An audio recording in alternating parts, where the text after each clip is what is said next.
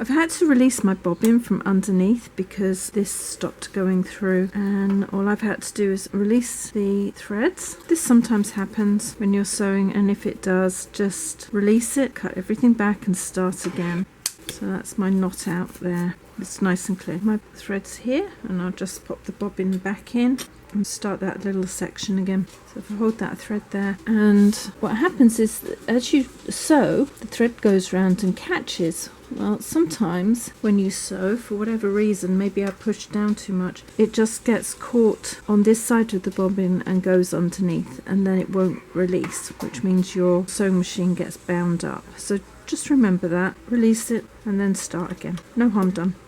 Just irritating. Okay, well, I showed the other day how to pull out a bobbin from underneath. The hook got stuck, and my daughter brought this to me the other day, which the needle has fallen down into the bottom. This has come off. I don't think I can hook that up. So on this machine, I'm just going to pull this out, and I'm going to pull this down, and here it looks like it's got a couple of loops like this around the bobbin case. So I'm going to pop the bobbin case out.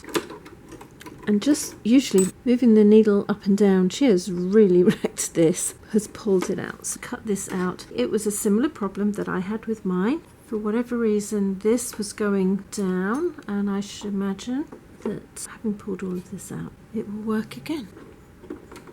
Hook the foot back up, check the bobbin's doing what it needs to do. This is a simple thing that often happens. The thread coming down just gets caught up and doesn't pull all the way through. Sometimes it gets caught on the lever and it just doesn't pull on round. Got to move the lever back out so that fits in. Sometimes it's caused because this thread here comes off the hook here, or it did the other day for mine, so I'm really not sure why hers got caught up. See if I can find a needle and see if it works. If you're ever in doubt, there's a groove that goes all the way down the needle here, and that is where the thread tucks in. So I've just got the needle back in. I'll thread that up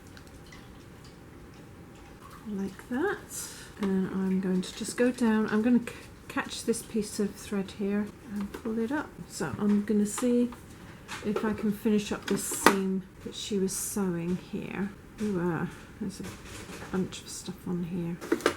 Pop that together. All these threads sticking out here, so I'm going to pull those out and then sew that seam down for her and see whether everything's working okay. And so I don't catch the bad side, I'm going to pop it under this way. Yeah, I think that's going to work.